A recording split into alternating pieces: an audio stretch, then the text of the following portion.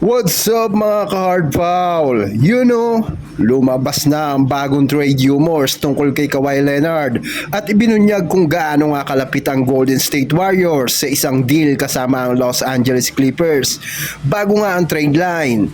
Pero kung bago ka pa sa ating channel mga ka-hard foul, ay huwag mo naman kalimutan na i-subscribe ang ating channel. Let's go! Ayon kay Team Kawakami, malapit na sanang makuha ng Warriors si Kawhi Leonard bago nga ang trade deadline noong Pebrero 5, ngunit umatras nga ang Clippers sa negosasyon kaya hindi nga ito natuloy. Gayunpaman, plano nga ng Golden State na maging kasing agresibo pa rin sa darating na off-season habang sinusubukang makabuo ng isa pang championship run.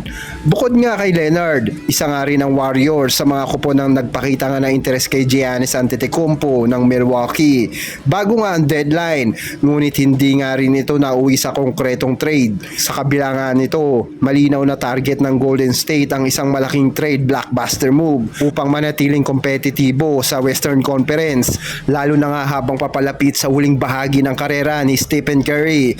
Kahit 38 anyos na gulang na si Curry at nakakaranas nga ng injury sa tuhod ngayong season, pinapakita pa rin niya na isa nga siya sa pinakamahusay na point guard sa NBA.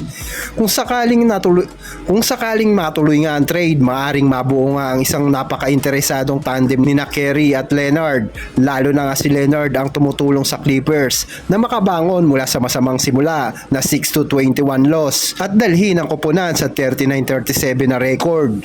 Si Leonard na 2 beses naging Defensive Player of the Year ay may career high na 28.1 points kada laro, kasama nga dito ang 6.4 rebounds, 3.6 assists at 2.0 steal. Bukod pa rito, napakataas nga ng kanyang shooting efficiency, 50.3% sa field goals, 38.0 sa 3-point range. Makikita nga rin ang malaki niyang epekto sa team dahil ang Clippers ay may plus 7.8 net rating kapag nasa court niya si Leonard kumpara sa minus 6.1 kapag wala nga siya sa 2025-2026 season. Hindi lang si Leonard ang posibleng target nga ng Warriors dahil naiugnay nga rin sila LeBron James habang papalapit nga ang kanyang free agency. Sa ngayon, ang Golden State ay nakatuon muna sa pagtatapos ng season na magandang parahan habang sila nga ay nasa ika-10 pwesto sa Western Conference na may 36-40 na record. At ang pinakahihintay na lahat, tuluyan na kaya makuha ng Golden State si Kawhi Leonard? I-comment nyo na lang sa ibaba mga ka-hard foul at atin niyang pag-uusapan.